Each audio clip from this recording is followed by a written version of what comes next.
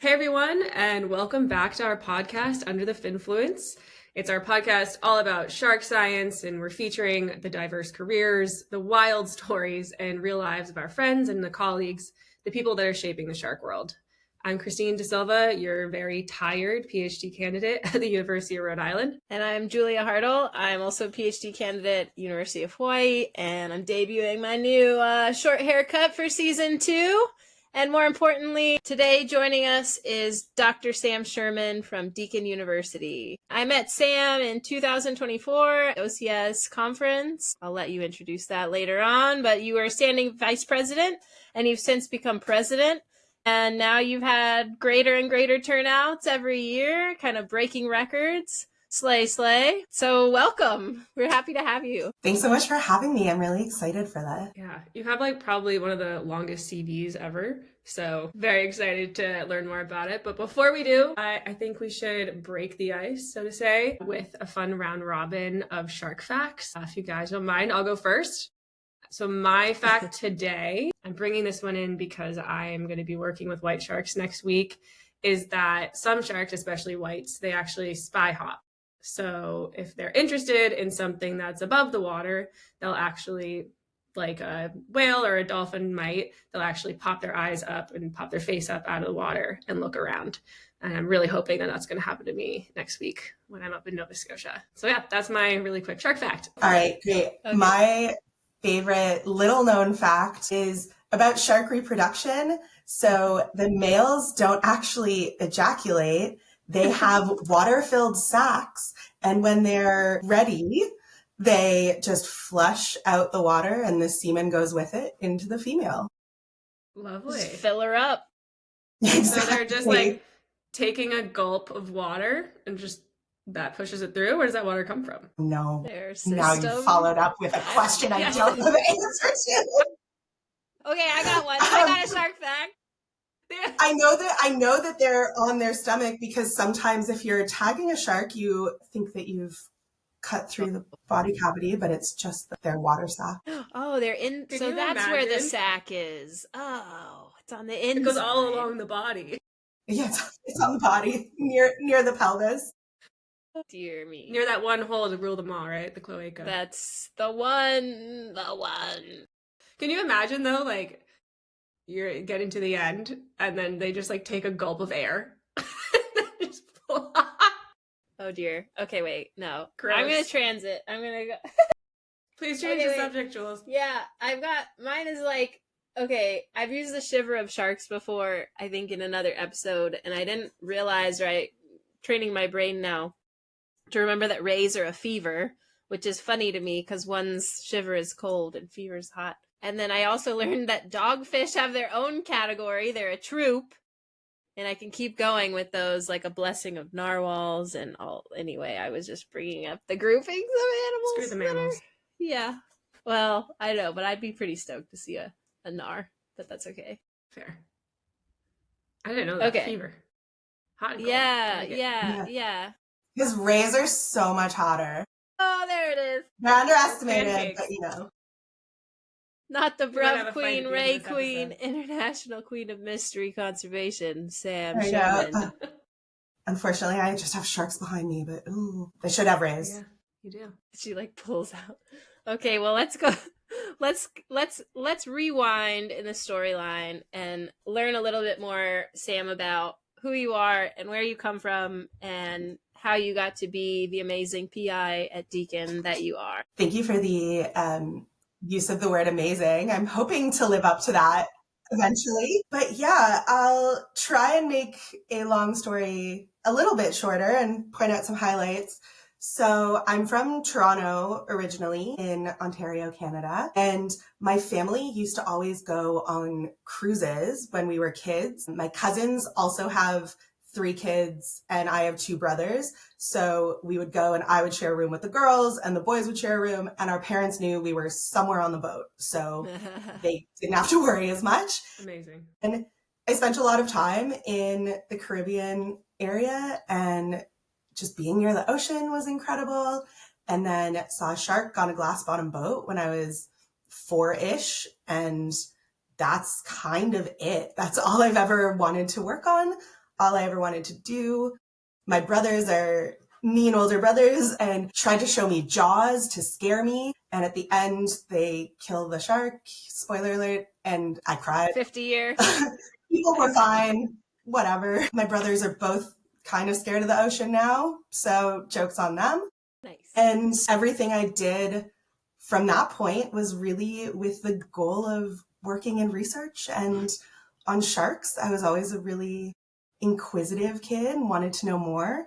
So I did all my dive certs on subsequent cruises. I took summer classes that were specifically in fun places. So I took grade 12 biology in the Galapagos and met some shark researchers there that were working, which was really cool.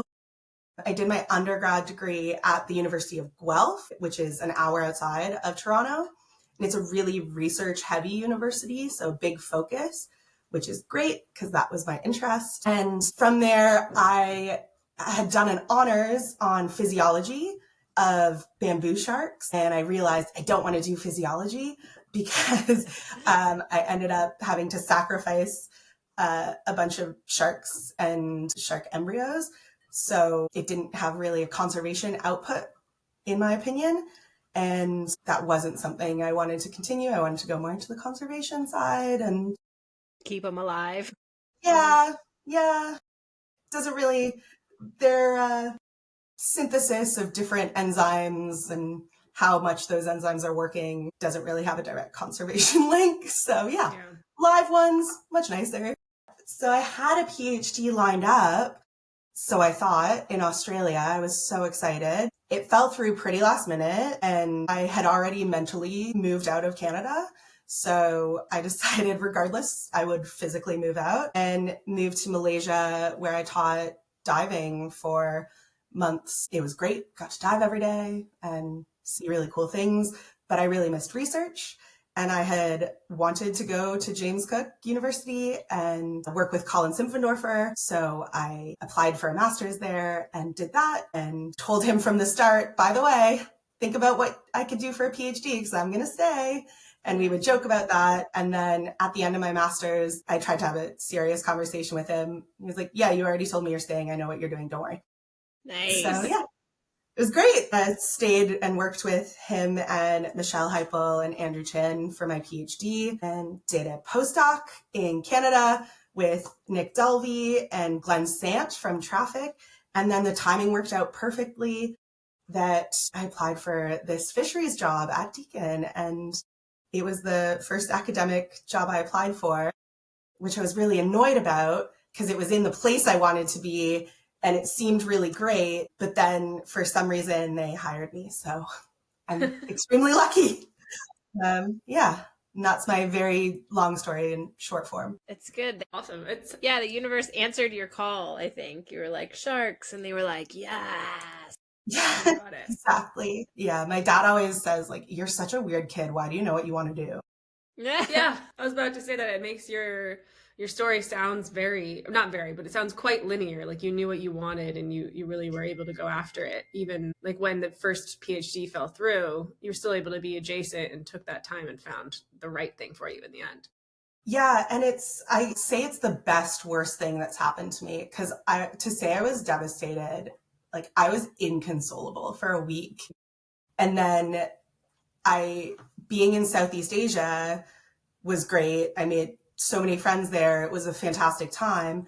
And my PhD ended up, the reason Colin was like, this project will suit you is because it was the Global FinPrint Project and he was the PI for Southeast Asia. So having somebody who had worked in the area and had connections in the area was really beneficial. I'm not very much into the everything happens for a reason, but in this case, it kind of seems that way. Well, yeah, it worked out really well. Tell our listeners more about the Global Fin Project, maybe, or kind of how, like, what that entails, because now FinPrint is on round 2. Yes, we are. The Global FinPrint Project was a global initiative funded by Paul G. Allen Philanthropies. There were 6 teams spread across the world, and We went to over 50 different nations setting BRUVs, which are baited remote underwater video systems. So essentially, it's like a video camera with bait in front of it to attract sharks and rays and other predators. You can't use a motion camera like you could in a forest because the ocean is always moving. So you have to actually video it.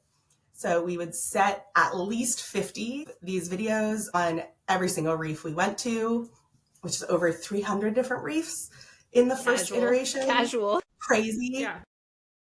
It was a 5-year project in the end with 3 years of intensive fieldwork, constantly all the teams having people in the field in different countries. And then all the footage was annotated, which is a monstrous task. So over 20,000 hours of footage needed to be watched. Everything's watched by 2 people. Yeah. So crazy. Yeah, really to make sure we didn't miss anything. And we had Michelle Heipel, one of my other supervisors, was also a PI on the project for the Western Pacific. So we had an annotating hub at JCU, and I supervised our 60 volunteers per semester. 60? Oh my God. Yeah, it was great. We had 6 people at a time in a room with computers. They were watching, half of them on the Western Pacific, half of them on Southeast Asia. They got to switch every week so they could see footage from all over. And they did a 4-hour shift, 9 to 1, 1 to 5, Monday through Friday. We gave them tea, coffee, cookies. Nice. To keep them excited. And it's pretty cool that you could be in one spot and watching footage from tons of different countries. It's almost like diving. I mean, yeah, that's gotta have inspired some folks, right? To be like, oh, I've never seen this species before. Or like, wait, where is this even, like, what country was I? Like, I watching footage, like, that's gotta be really cool. Totally. And we had a lot of those volunteers ended up doing projects with the lab, or a few of them have continued on. One is almost finished her PhD. She started as a volunteer and then started doing more and more with the lab and helping out more, and then did her honors there, and now is almost finished her PhD. So it's cool to see that.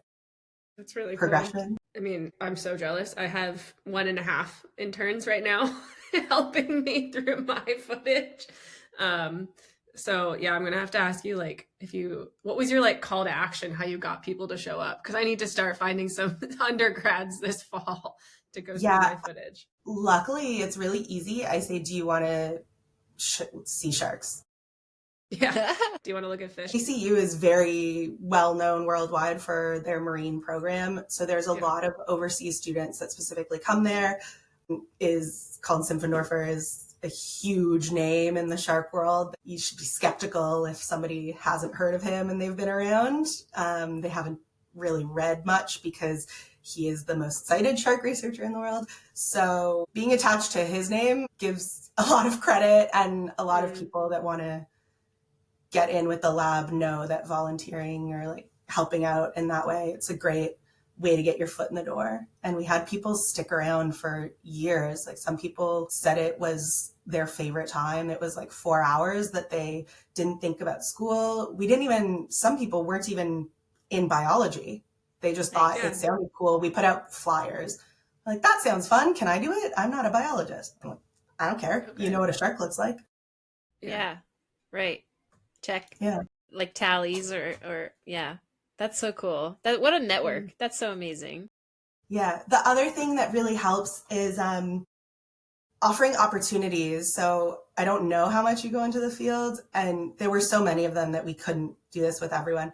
But if we needed people to help in the field or help with more exciting things, they were typically picked from the pool of FinPrint volunteers. Right. Yeah. That's kind of what I'm doing with my interns. Yeah, it's been fun too to watch them, because I'm not just looking at sharks. I'm obviously trying to build something that will more than likely attract a shark over something else, but we're looking at everything that comes to it. And so it's been fun as my interns have gotten way better than me at identifying the fish in these areas. And they're like, oh, that's totally a different one. And I'm like, that's the same thing.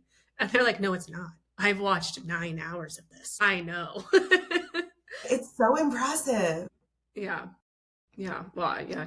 I have so many questions about this because that's what we're really trying to do. I think I told you last time, because we're looking at not just sharks and we have a lot of schooling fish coming through, it was taking one of my interns 35 minutes to do 1 minute of footage. Phew. So annotating 1 minute of footage took 35 minutes, which is just that's untenable. Depends. We need AI to be better. Yeah, I think that's what you're getting at. Yeah. Not quite good enough yet to identify everything. No. And unfortunately, especially with sharks and rays, the abundances are a 1 versus a 0 makes a massive difference. And sometimes that 1 is just like a shadow in the background or the flick of a fin. Yeah. But yeah, even so maybe like trimming down. Yeah, like if AI could trim down your hours to be like, oh, if they have like that pool of like, I'm an AI computer and I can't tell, but like this I can tell. Are you using AI in FinPrint 2 at all? Or is FinPrint 2 kind of like is it a widening or an extension of FinPrint 1? What's going on there? I'm not using AI, but there are a few other teams that are potentially using it. I'm not sure. But it's, I've seen there's a lot of labs and a lot of programs working on getting AI up to speed with varying levels of success and varying focuses of it. So some of them are able to track individual fish. So you can see if it leaves the frame and comes back in, well, this was the fish that's already in there, which is something of massive interest to me because counts, just getting a better idea of abundance. And there's some that can identify all the fish that are close to the camera. So we haven't looked at fish or small inverts, but we do the big charismatic things. We also noted turtles and morays, things that are easy to identify and see. I also had a student trial identifying all the fish. And he ended up doing the first 10 minutes of the video only, and then really quickly went to the first 5 minutes because it's just not. It's impossible. So FinPrint 2, sorry, Jules, I didn't answer your question about what it's. FinPrint 2, which we are here she done goes. the sampling for. And we finished that sampling and there's a lot more teams. So before we worked with local organizations, there were the 6 teams that were leading it and doing all the field work and working with local NGOs or dive centers. And this time, a lot of those companies or organizations are still doing their own BRUVing and still kind of maintaining that. So now everyone's leading their own country kind of. So if there's an NGO that FinPrint 1 worked with in Mozambique, then now the team in Mozambique is just doing it and sending their footage to be part of the project. And they're equipped with all the cameras and BRUVs if they didn't have already. So it's great. But because I work in countries that can be a little bit difficult and tricky permit-wise and, other politically, Damien, who is the lead PI, Damien Chapman from Moat, is fantastic and does lots of work in tons of places around the world, but not a lot in Malaysia and Indonesia, which is where I've spent the majority of my research days. So he thankfully was like, Sam, you know the people there, you know the politics and where it is. Can you organize this? So I get to be more involved, one of the PIs for FinPrint 2, which is cool. And I got to work with 2 of my friends' NGOs. So in Malaysia, we contracted Serena Adam and WWF. And then I went and sampled with her. And Serena's a good friend of mine who I've worked with quite a bit in the past. So like my first big project with Deakin was go hang out with your friend in Malaysia on a boat for a month. No. Not too bad. And then in Indonesia, I worked with Elasma Break Project Indonesia, which one of the co-founders is Faki Al-Ghazali. And I had actually never met him before, which is weird because I know a lot of the shark researchers in Indonesia. I'd heard his name, but we hadn't met. And we were talking through logistics and everything. And he's actually currently doing his master's at JCU. And he wasn't in the field when we went to sample, but I already felt like we were really good friends from just our messaging. And so I finally did meet him at the OCS conference this year. And it was like we had just been friends for ages. Awesome. And so, yeah, it was really cool. And we've got a lot of other project ideas started. But the best part about Indonesia is the shark research community there is fantastic. They all know each other. They're all really collaborative. They all work together and are happy to do it. Indonesia's massive. It spans thousands and thousands of islands and is also a really important country shark-wise. It's the top shark fishing country in the world. They catch more than some of the massive fish, like international fisheries. So it's a great place to have that collaborative shark research network. And we were able to host a workshop alongside FinPrint where we had 7 organizations come. We all discussed methods and the BRUV's process so that everyone could go back to their area that they work, do BRUVs, and we could have Indonesia-wide projects. And so through FinPrint, we were able to fund a fair bit of equipment for everyone and a centralized hub of a bunch of cameras. So the cameras can be shared across all the NGOs in the country to get BRUVs going. So it's really cool. Super collaborative. What an umbrella. Yeah, I love Indo. Yeah. Yeah, it's a fun group to be part of too. That's awesome. I love to hear that. Now we just got to get them some deep sea brevs, but that's the next step. I do anyway. You can be the next OCS president, Christine. Just we'll pass the baton. Yeah, Sam, how are you enjoying that? That doesn't take any time at all, right? Right, you're not busy either. Yeah, I'm planning on not staying in that role for a long time. I originally was going to... been there for like a year or 2 or 10 or something, right? Yeah, so I've only been the president for a year, but I've been on the executive council for 10 years. And I was going to step down last year, but the conference that I met Jules at was so good. We had, the number doesn't sound impressive if you've been to conferences, but we had over 80 people, which I'll make it sound way more impressive. In-person OCS conferences before, our maximum was not above 40. So we more than doubled attendance of our after the COVID hiatus, right? Yeah. Too? I think that's why people were so hungry for in-person conference. And we're really fortunate. We had fantastic sponsors and we're able to keep the cost really low. And OCS has always been a student-focused that's what I loved about it. Yeah, I thought that was so cool and unique. And yeah, the students have the best time. And there's so many. And Australia is really big, so it's really disconnected. You know, I didn't realize how many universities you had, and then there's like students from all around, because then you have a whole continental landmass that is Australia, but it also spans the whole Pacific. Like there was people from all over the place too, so it was really cool. Yeah, we had Guam, French Polynesia, we had people come from Indonesia. I mean, we had people come from the States, like Jules, and places in Europe. Yeah, it was great. And I had just started my lab and had a few students there and they had such a good time.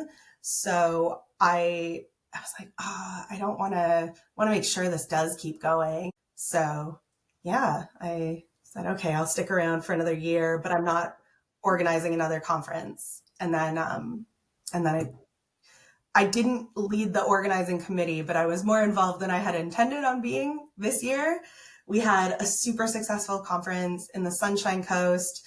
It was amazing. Bonnie Holmes at University of the Sunshine Coast was the head of the organizing committee, but there were so many students from UniSC that did so much work, and it was even bigger than the previous one. We had, I think 135 was our final number. Whoop, whoop.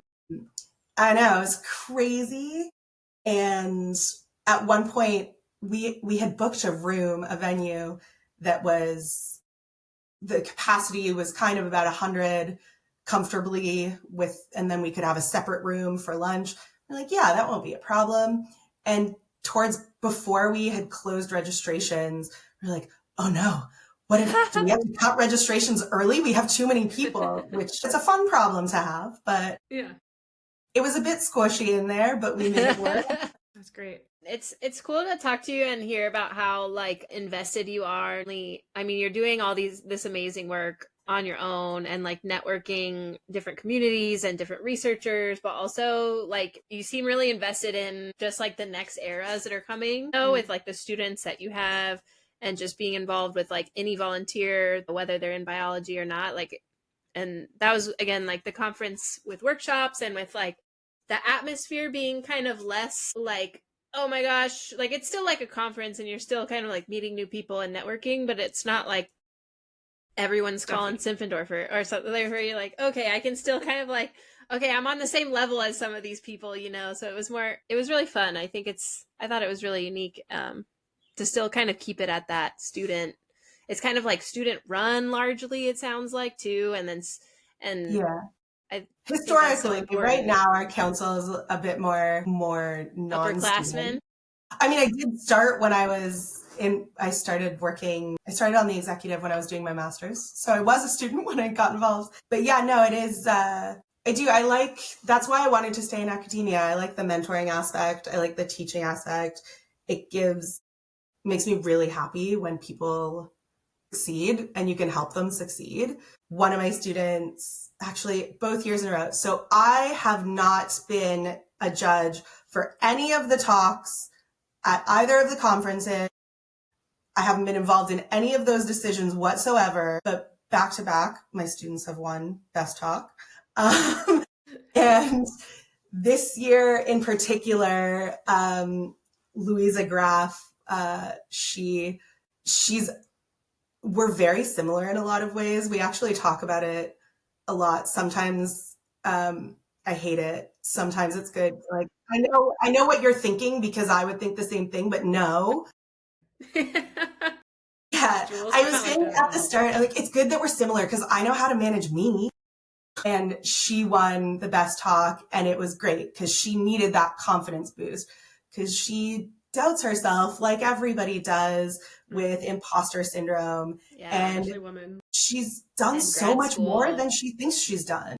Wait, I had a thought though, because I'll fill us in. So our executive producer, Kat Smith, will be moving to Oz and maybe connecting with Samm. But funny, also probably little known, was that when I was finishing my undergrad here at Oahu at HPU, I was planning to do a semester abroad.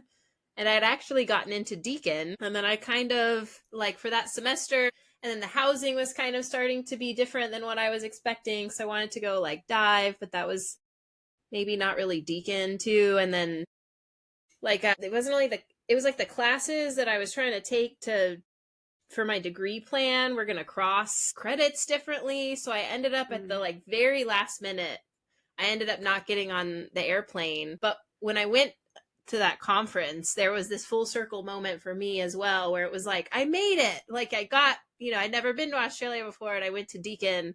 And so on top of just the amazing atmosphere and location and like connecting with a lot of people and being like, oh my gosh, there's one lab in the state of Hawaii. It's like very far. It's like 2,000 miles from like any large landmass. And then being like, oh my gosh, there's so much going on in Australia. Oh yeah, it's like I finally made it here, and it's like so lot of cool. It's like really, I had a great time. It was like a rushed week, and then I had my kid there and my mom. It was crazy, but it was really fun. That was my full you should come back. Yeah. I'm like, yeah. I'm like, get me out of this PhD, and then I'm free. No, it's good. I love when people visit.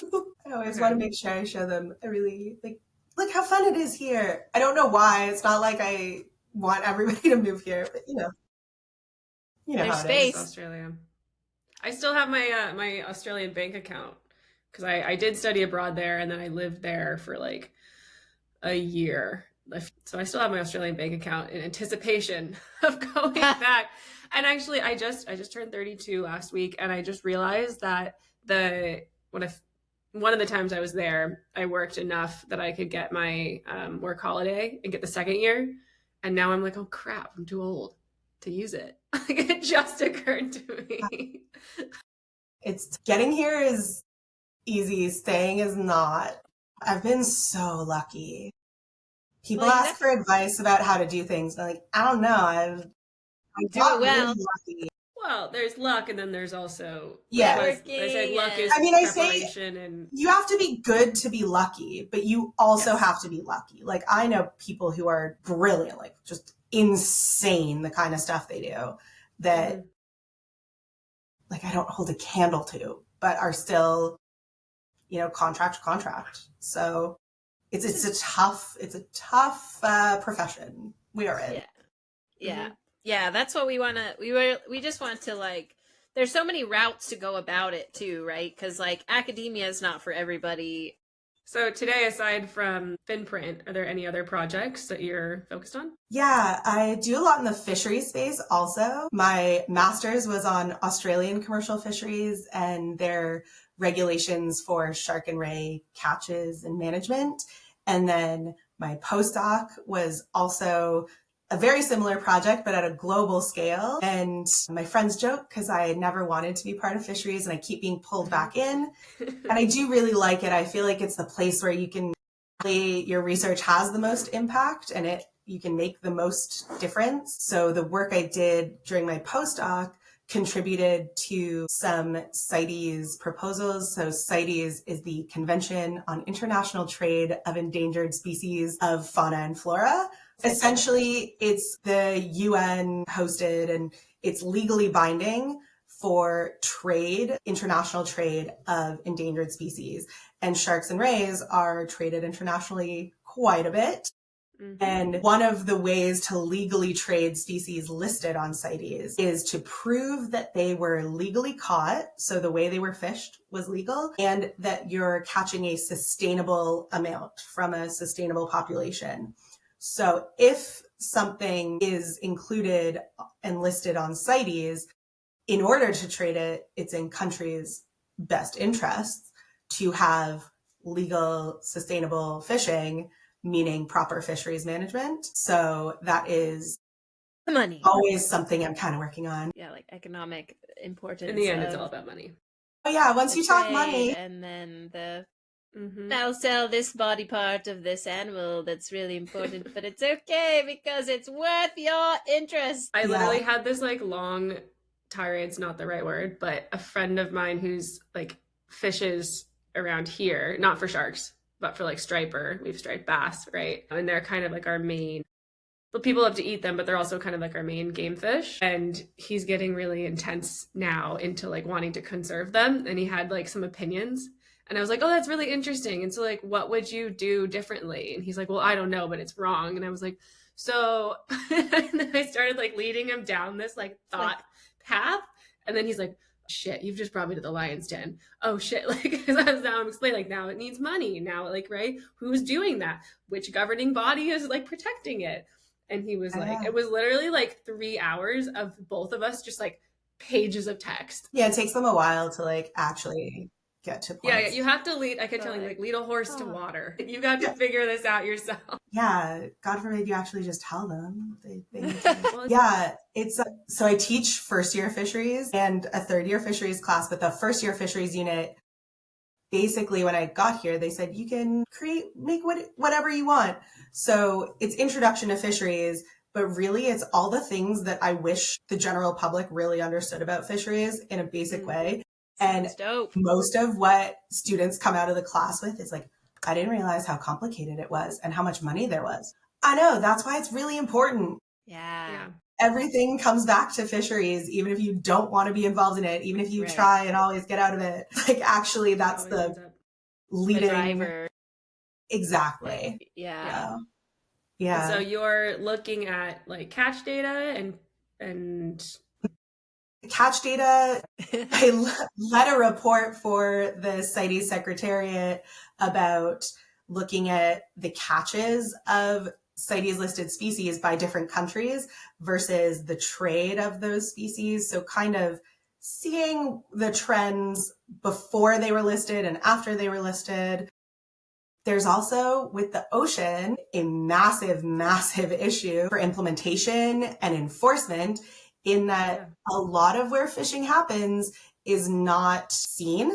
And there's no paper is trail, not which you're using. seas. Yeah. Yeah, it's international waters. So it's not a single country's responsibility. Those boats can go back to where they're from. They can land that somewhere else. They may need to go through another country's waters. And it's all about where was that caught? Was it caught within this sea, within this sea? Was it caught within a country's territory or on the high seas? Because the regulations for those two different things are different. And so there's all that complication. And I've really gotten into the pedantry about this word in the convention means this, or the interpretation of this line is different by different countries, which is a problem. Yeah. And that's kind of where I'm working in what the legislation is, where the holes are, and how everybody can be on the same page in a way that makes sense for monitoring where things are caught, how much is caught, and how to actually ensure that everyone's meeting the obligations in a way that's not incredibly tedious, that the admin overtakes the, I guess, income. Because the sharks know where all the boundaries are. Yeah, right? Yeah, I knew. They're like, oh, no, I'm within 3 miles now of land. I'm out. No, that's really important work, though, because like you said, some of it's like whether it's on purpose or not, right? But it's so complex, and it comes down to, as you said, individual words, and then it changes.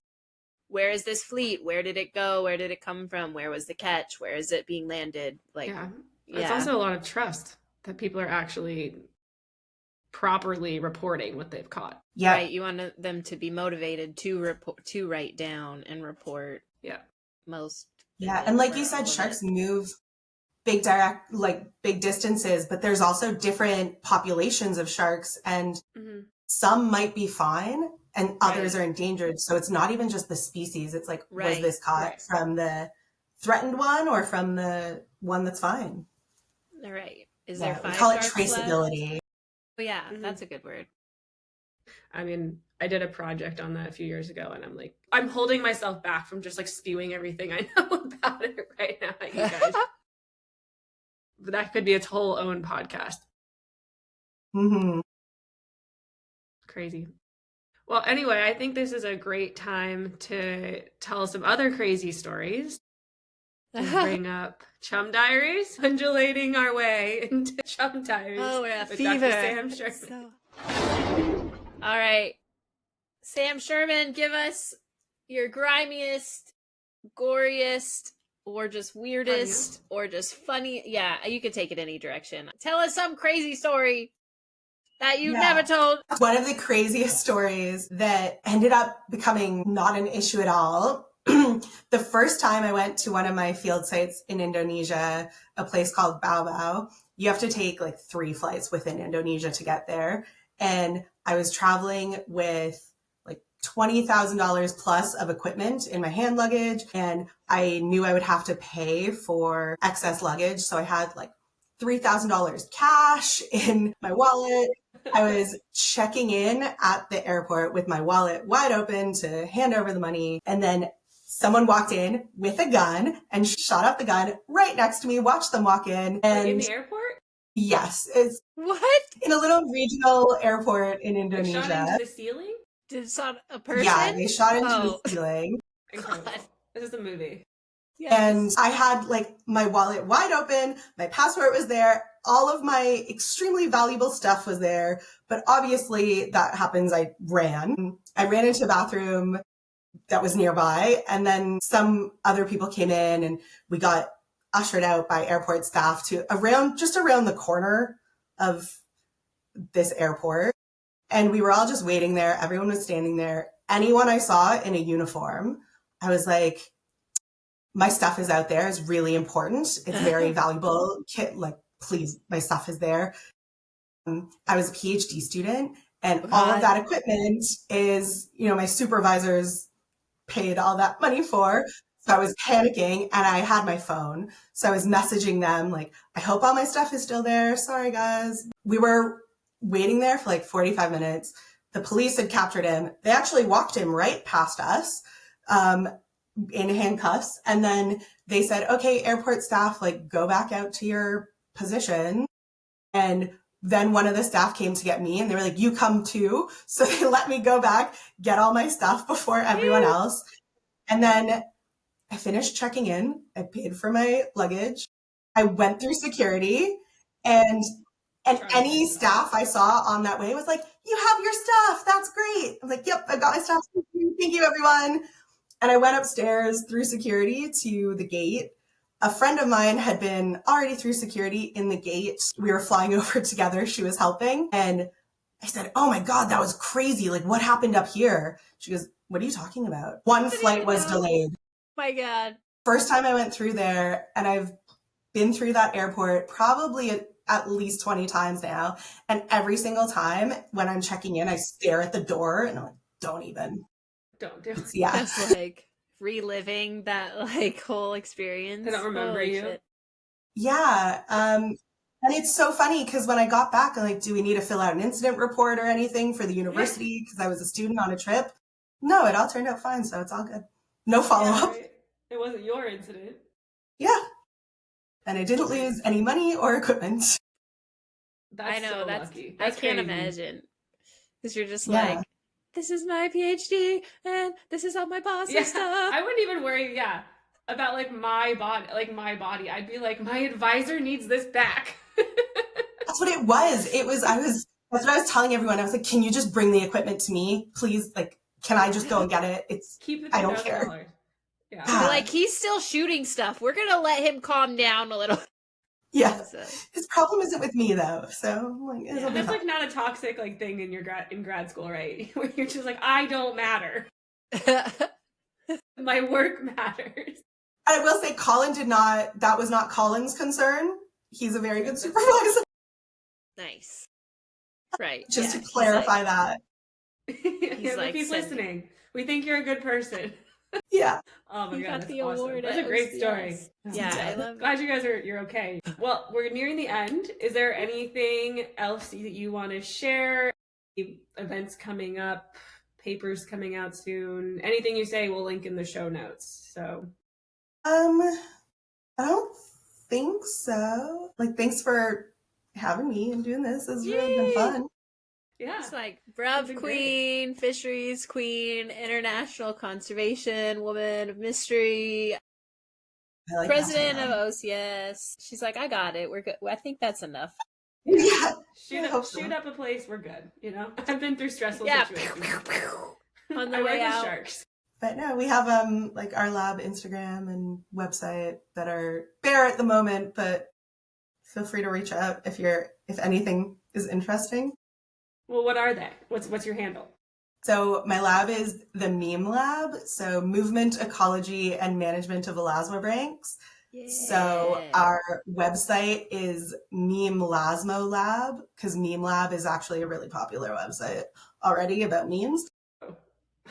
It's Meme Lasmo Lab, and that's also our Instagram. I feel like you just need to make like a bunch of like shark memes now.